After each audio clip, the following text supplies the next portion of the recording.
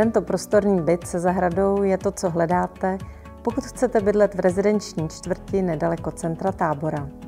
Oceníte skvělou lokalitu a dostatek prostoru.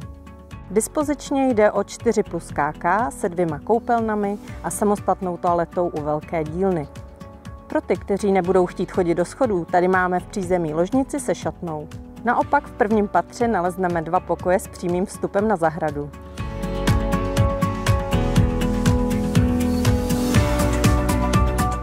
Kuchyně s jídelním koutem a obývákem má skvělých 50 m². Prodloužit si jej můžete o předzahrádku anebo parkovací stání, ale to už nechám na vás.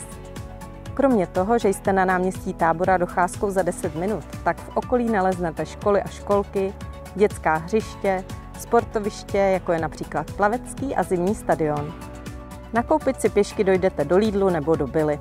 A důležitá je i nedaleko vzdálená nemocnice. Před sebou máte rozehraný projekt v atraktivní lokalitě, který čeká na vaši představu o dokonalém bydlení. Vemte ji do svých rukou. My vám s tím rádi pomůžeme. Předáme vám rozpočet a zajistíme firmu, která vám stavbu dokončí. Váš nový domov už má střechu. Teď stačí ho jen doladit dle vašich přání. Zavolejte mi, ráda vám ho ukáži osobně. Těším se na vás.